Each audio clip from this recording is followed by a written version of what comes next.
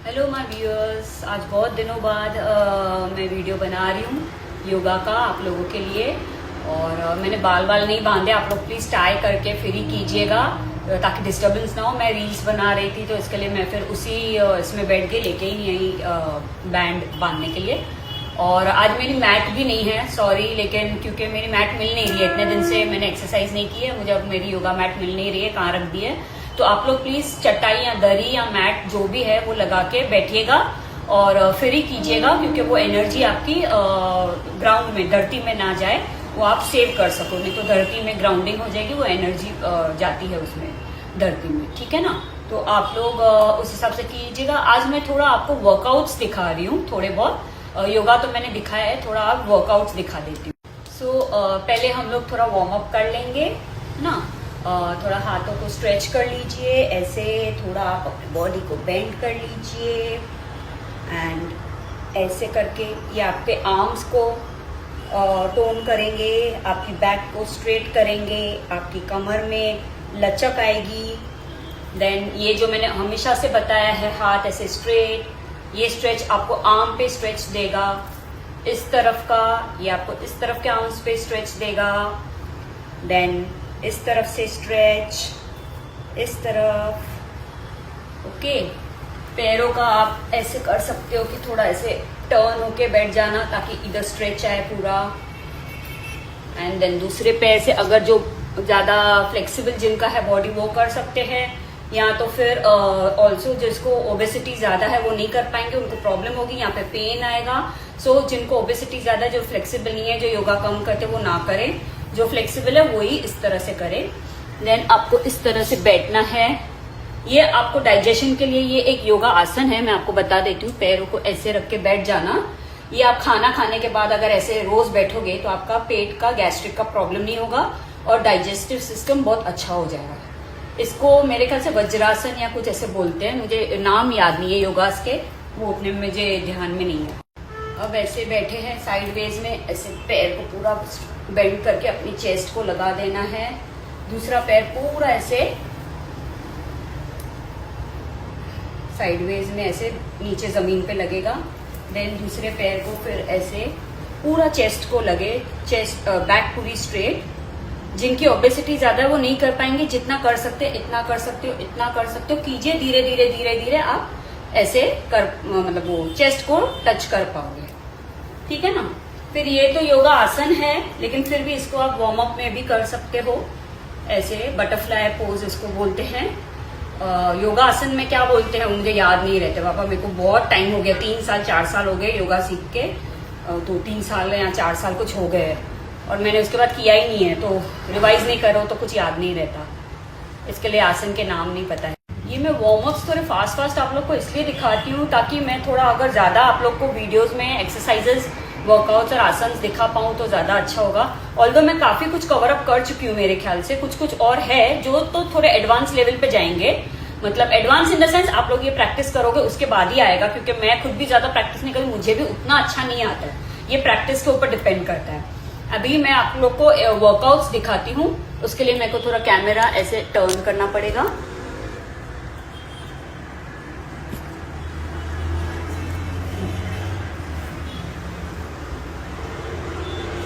ठीक है, ये साइडवेज। अभी आप लेट जाइए और पैर पूरे नीचे, एक पैर ऊपर, इसको ऐसे ही रहने दीजिए। 45 डिग्री एंगल पे आपका पैर रहेगा, फेस स्ट्रेट। 2-3 मिनट के लिए रुका के रखिए, कुछ सेकंड से रुका सकते तो उतना। उसके बाद ये मेरी तरफ से है कि ऐसे करके पूरा ऐसे चेस्ट को लगाइए, knee again for few seconds hold and then down. Second leg ऐसे 45 डिग्री पे रखिए, स्ट्रेट होना चाहिए पूरा पैर। और यहाँ पे देखिए मुझे भी पेन आ रहा है, तो आप लोगों को भी आएगा जरूर। मुझे अभी काफी टाइम हो गया है एक्सरसाइज करके, इसलिए पेन आ रहा है। अभी फिर चेस्ट को लगा के, जब चेस्ट को आप लगाएंगे तब ब्रेथ अपनी सांसें होल्ड कीजिए। जब आप ये ऐसे करते हो ना तो सांसें बाहर एक्सहेल कीजिए और होल्ड कीजिए, और जब आप ऐसे स्ट्रेट करते हो तो इनहेल करके फिर यहाँ पे होल्ड कीजिए और पैर नीचे। ठीक है। ये अब दूसरा देखिए, ऐसे लाई डाउन कीजिए, पैर ऊपर और उसको क्लॉकवाइज घुमाना है पैर को, फेस स्ट्रेट, हाथ जमीन पे और पैर क्लॉकवाइज घुमाना है। फिर थोड़ी देर बाद एंटी क्लॉकवाइज, क्लॉकवाइज आप 30 काउंट्स कीजिए, फिर एंटी क्लॉकवाइज 30 काउंट्स कीजिए, इसके 2 सेट कीजिए, ठीक है ना। फिर नीचे, अभी दूसरा पैर ऊपर, इसका आप पहले एंटी क्लॉकवाइज करोगे फॉर 30 काउंट्स, फिर क्लॉकवाइज करोगे फॉर 30 काउंट्स, ठीक है। एंड फिर पैर नीचे, ठीक है। ये हुआ सेकेंड वर्कआउट। अब थर्ड वन, ये तो सबको पता ही है, ये आपके एब्स के लिए है, ताकि पेट अंदर जाए, for ladies, for gents, everybody. पहला आपको पैर ऐसे स्ट्रेट रखने हैं, आई मीन नीज अप करके पैर ऐसे बेंड करने हैं, फिर हाथ लेके, ये तो सबको ही पता है, स्टमक के लिए है, और इस सच में थोड़ा बहुत तो असर करता है अगर आप रेगुलरली करोगे तो इसको आपको 30 काउंट्स करने हैं, उसके 3 सेट करने हैं। इनिशियली अगर तकलीफ होती है 30 काउंट्स करके आपको रिलैक्स करना है, भले 5-10 मिनट रिलैक्स कीजिए, उसके बाद सेकेंड सेट कीजिए 30 काउंट्स, और जो आगे जैसे बढ़ोगे तो 3 सेट तो मिनिमम करना है रिलैक्स करते करते 30 काउंट्स के। 3 सेट मतलब एक 30 काउंट एक सेट होता है, सेकेंड 30 काउंट सेकेंड सेट होता है, और थर्ड 30 काउंट थर्ड सेट होता है, ठीक है। इसके बाद फिर सेम लेग ऐसे ही, हाथ ऐसे, और ये आपके साइकिलिंग पोज बोलते हैं इसको। इससे भी आपका ओबेसिटी कम होगा, थाई स्टोन होंगे, लेग स्टोन होंगे, और स्टमक आपका अंदर जाएगा, बेली फैट कम होएगा। लेकिन ये जो ओबेसिटी जिनकी ज्यादा है, जो मोटे हैं, उनको तकलीफ होगी तो वो इतना ही कर पाएंगे, इस तरह से टच नहीं कर पाएंगे जैसे मैं कर रही हूँ। इसके लिए फ्लेक्सिबिलिटी चाहिए और रेगुलर प्रैक्टिस चाहिए। ये भी आपको 30 काउंट्स का 3 सेट करना है, ठीक है ना। सो ये आप लोग को समझा। अभी ये मैंने 3-4 वर्कआउट दिखाई, ये योगा नहीं है, ये वर्कआउट्स है, और सिर्फ पैर जो स्ट्रेट रखा था उस तरफ, वो एक योगा में आता है, लेकिन बाकी सब आपके वर्कआउट्स है। ये जो आपको पेट की ओबेसिटी कम करनी, चर्बी कम करना है ना, आपको थिन वेस्ट चाहिए, चाहे मैन हो चाहे लेडीज हो, दोनों को ही असरदार है। और मतलब नॉर्मली जिम में जाना पड़ता है, लेकिन जिम में भी मैं गई हूँ, पेट के लिए कोई एक्सरसाइज नहीं है, यही एक्सरसाइज पेट के लिए जिम में भी बोली जाती है। मैंने वहां पे पूछा भी है कि अगर आप लोग पेट के लिए कोई इंस्ट्रूमेंट्स बता सकते हैं जिसमें पेट की चर्बी कम हो और वेस्ट लाइन थिन हो, तो वो लोग बोलते हैं नहीं, आपको यही करना पड़ेगा। तो आप ये घर पे ही करो, आपको जिम में भी कुछ नहीं इसका मिलने वाला है हल। बाकी आर्म्स के लिए, लेग्स के लिए, टोनिंग के लिए और आपका वेट रिड्यूस होने के लिए वो सब जिम में है अवेलेबल इंस्ट्रूमेंट्स, लेकिन पेट की चर्बी के लिए नहीं है, ठीक है। चलो अभी हम फिर से एक शॉर्ट में फटाफट वार्म अप कर लेते हैं, और उसके बाद हमारा वीडियो आज का सेशन खत्म। मैं बहुत फास्ट और शॉर्ट कर रही हूँ क्योंकि कई बार मैं कर ही नहीं पा रही हूँ, कुछ ना कुछ आ जा रहा है और मैं अटक जा रही हूँ, मेरे वीडियोस हो ही नहीं पा रहे, इसलिए मैं थोड़ा फास्ट कर रही हूँ ताकि आप लोग को जल्द से जल्द वीडियोस मिल जाए, ठीक है। ये सब आपको ऐसे ऐसे करना है। ये है आपके स्ट्रेचेस, ये वाला स्ट्रेच जरूर कीजिए जिसको भी सर्वाइकल है, स्पॉन्डिलोसिस है, या बैक का प्रॉब्लम है, नेक का प्रॉब्लम है। ये स्ट्रेच जो होगा यहाँ पे आपको बहुत आराम मिलेगा, ठीक है ना। ये वाला फिर ऐसे साइडवेज में बहुत आराम मिलेगा। ये सब आपको रेगुलरली बेसिस पे करना है। और अगर आप लोग को चाहिए तो मैं अभी आपको कुछ प्राणायाम दिखा देती हूँ। नॉर्मली तो सबको पता है अनुलोम विलोम, ये सब मैं थोड़ा दिखा देती हूँ आज अगर आप लोग को चाहिए तो। थोड़ा प्राणायाम कर लेते हैं, अनुलोम विलोम सॉरी, जो सबको पता है। आपको इस तरफ से हाथ लेना है, ठीक है।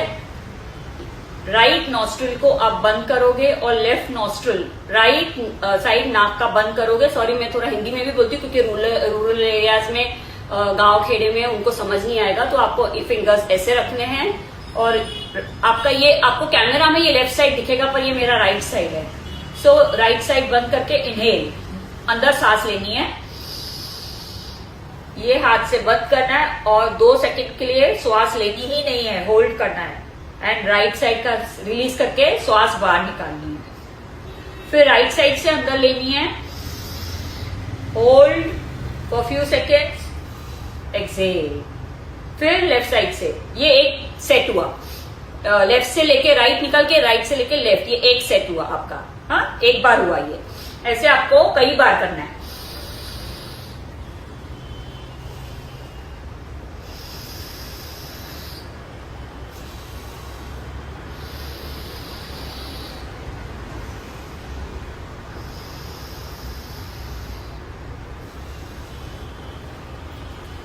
ऐसे आपको कई बार करना है, 5 से 6 बार तो स्टार्टिंग में कीजिए, उसके बाद बढ़ाते जाइए जितने भी काउंट से, बहुत हेल्थ के लिए अच्छा होता है। अब ये जो लेफ्ट नॉस्ट्रल होता है, इसको मेरे ख्याल से इसको चंद्र नाड़ी बोलते हैं। इंग्ला पिंगला में मैं थोड़ी कंफ्यूज हो जाती हूँ, कई बार मैं याद करती हूँ पर मैं भूल ही जाती हूँ, पर इसको बोलते हैं चंद्र नाड़ी। ये चंद्रमा का साइड है और ये सूर्य नाड़ी है, ये सूरज देवता का साइड है। इस पे गर्म हवा होती है। जब भी आपको बुखार आता है ना, तो आप चेक करना, ये साइड से हवा कम आएगी, ये साइड से ज्यादा आएगी। तो आप क्या कीजिए, जब आपका ये साइड से हवा ज्यादा है ना, तो इसको बंद करके लेफ्ट साइड से श्वास लीजिए, होल्ड, निकालिए। फिर यहां से श्वास मत लेना, फिर से लेफ्ट ही साइड लेना, होल्ड, निकालना।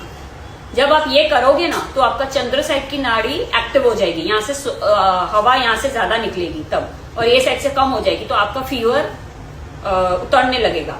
ऐसे होता है। और दूसरी बात, आप अपने पिलो के साइड में बाउल ऑफ वाटर रखेंगे, पानी का बाउल रखेंगे। जब आपको बुखार आता है तो भी आपका फीवर कम होने के चांसेस होते हैं। ये सब मैंने सुना है, मैंने प्रैक्टिस नहीं किया है, पर चंद्र नाड़ी का मुझे पता है, हो सकता है, क्योंकि जब आपकी हीट बढ़ जाती है तो आपकी सूर्य नाड़ी एक्टिव होती है, वहां से हवा ज्यादा निकलती है। तो आपको ये साइड से हवा निकालनी है ज्यादा, तो आपको यहाँ से ब्रीथ करके यहाँ निकालना है। ऐसे कई बार करेंगे, यहाँ से हवा निकलेगी, बंद हो जाएगी, धीरे धीरे आपका हीट कम हो जाएगा बॉडी का।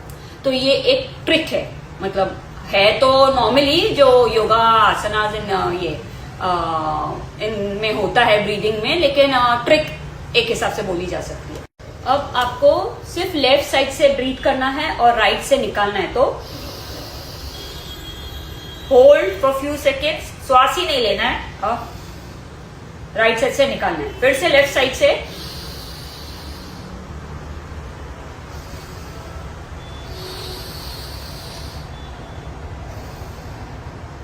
ये हुआ चंद्र साइड नाड़ी एक्टिवेट करना, और ये आपको एक साइड करना है, चंद्र नाड़ी का ब्रीदिंग साइड है। अभी सूर्य नाड़ी का सेम, यहां से ब्रीथ कीजिए राइट साइड से, राइट, ये आपको यहाँ पे लेफ्ट दिखेगा कैमरा पे, पर राइट साइड से, hold for few seconds, Excel.